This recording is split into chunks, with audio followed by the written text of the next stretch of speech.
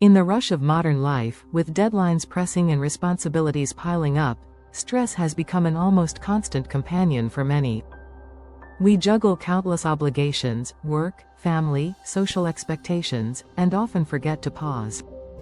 Amid all this clamor, mindfulness meditation stands as a quiet revolution, a simple, profoundly effective practice that offers sanctuary from the noise.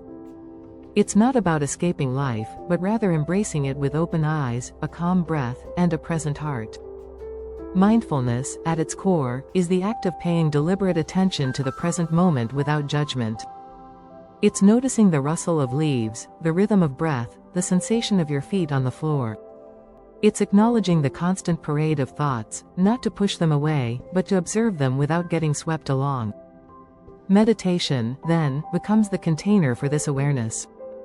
A practice where we sit, breathe, and allow everything to simply be. This gentle act of returning to the present can be a powerful antidote to stress, because stress thrives in mental time travel. We worry about tomorrow. We ruminate on yesterday. Rarely do we land in now, and now, ironically, is the only place life actually happens. Scientific studies back what ancient wisdom traditions have long taught: mindfulness meditation reduces the physiological symptoms of stress. It lowers cortisol levels, slows heart rate, and improves sleep. But beyond the numbers, there is a subjective transformation. With consistent practice, the mind shifts from chaos to clarity. The inner landscape, once turbulent, becomes more spacious, and even during difficulty, we develop the capacity to respond rather than react. It's like strengthening an internal muscle that helps us stay grounded amid life's inevitable storms. One of the most beautiful aspects of mindfulness meditation is its simplicity. There are no prerequisites.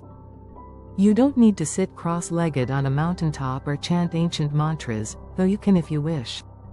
It can begin with just 5 minutes a day, sitting in a chair, spine upright, eyes closed or gently lowered, tuning into the sensation of breath entering and leaving your body. When thoughts arise, as they will, the practice is not to judge or engage but to acknowledge them with kindness and return to the breath. That act of coming back, that's the heart of mindfulness.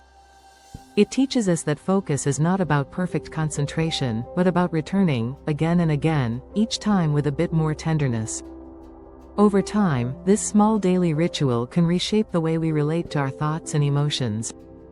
Stressful situations may still arise, but our relationship with them transforms. We learn to witness anger without becoming it. We learn to sit with anxiety without spiraling into it. We observe sadness as a visitor rather than as a permanent resident. This subtle shift in perspective cultivates emotional resilience.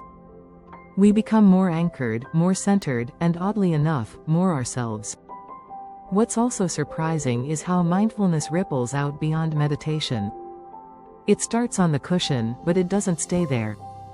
You might find yourself bringing awareness to daily routines, eating a meal without distractions, walking without checking your phone, listening to a loved one without rehearsing your reply. Each of these acts, done with full attention, becomes a kind of informal meditation. And it turns out, life becomes richer that way. Even mundane experiences acquire a quiet beauty when we're truly present for them. For people under chronic stress, integrating mindfulness into the day-to-day can be life-changing. It creates a pause, a breathing space between stimulus and response. That pause is sacred. In it lies the power to choose how we meet the world. We stop reacting on autopilot and instead cultivate a thoughtful presence. It's not about becoming indifferent or emotionless. Quite the opposite. Mindfulness helps us feel more deeply, but with clarity and compassion rather than overwhelm. At times, people feel they're bad at meditation because their minds won't settle. But that's a misunderstanding. The mind thinks, that's its nature. Meditation isn't about achieving a blank slate. It's about building a different relationship with our thoughts. Like clouds passing through a sky, thoughts come and go. We don't chase them. We watch. And even watching is an act of kindness, a refusal to be pulled in every direction. As practice deepens, mindfulness also becomes a refuge in moments of acute stress. You might be in a traffic jam, late for a meeting, heart pounding, irritation rising. Instead of stewing in the storm, you remember to breathe. Inhale. Exhale. You become aware of your clenched jaw, your racing thoughts. And maybe, just maybe, you soften. Not because the external situation has changed, but because you have. That's the power of presence. We stop feeding the fire with our resistance and instead meet each moment as it is. In a society that often values speed, productivity, and constant doing, mindfulness is a radical act. It tells us we are enough as we are.